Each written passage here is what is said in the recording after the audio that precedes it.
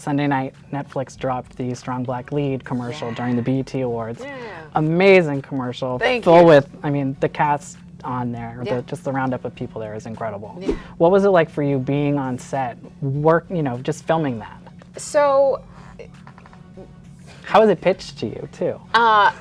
they were like, oh, have you heard of A Great Day in Harlem? We're going to do A Great Day in Hollywood. And what's funny is I had thrown a birthday party for my husband. Okay. That was a great day in Brooklyn because he had seen that photo when he was a child and thought, how did we get all of these amazing musicians and from jazz and blues and bop, how do we get all of them together in this space?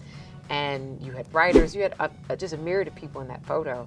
So to be able to recreate something like that for Netflix, you feel like you're a part of a property and a group that gets it. And so that's one part of it, but then also you look around at all the talent, Orange is the New Black to Dear White People, Stranger Things, and you've got Spike Lee is rolling around. Right, just rolling around. You've got Lena Waithe, who's won every award possible so far. You've got Alfre Woodard, just Oscar-nominated, Emmy-winning, Golden Globe-winning actress who I get to work with, but you know that she is Hollywood royalty. Yeah. To have her there leading people in singing To Be Young, Gifted, and Black by Nina Simone and leading people to singing Lift Every Voice and Sing.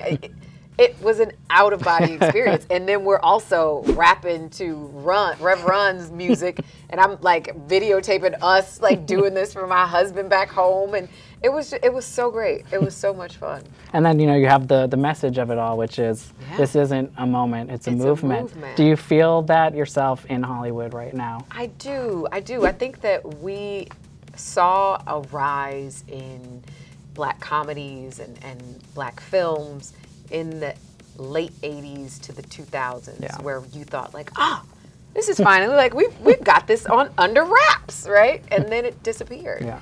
And I think it came from people not truly holding on to knowing that it was important to tell varied stories. I think we all got kind of complacent. We were like, okay, so we got that, we did that. And I think that the people who were in charge of helping those stories being told thought, all right, we did that. Now we can move on. Good. We filled that quota. We checked that box. Now with streaming services like Netflix and Hulu and Amazon and all of these different networks, content is everywhere. I can't see it going away.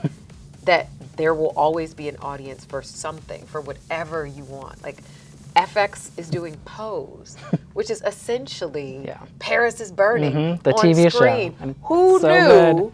But who knew 10, 15 years ago that would ever be a show? And now it is, and I'm sure it's going to win a ton of awards. so. And it's like, it's because that audience was always hungry.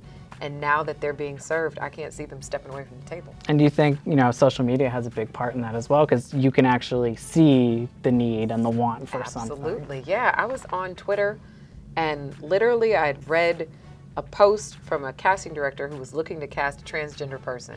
And then 3 posts down, there was a transgender person who was looking to break into the industry.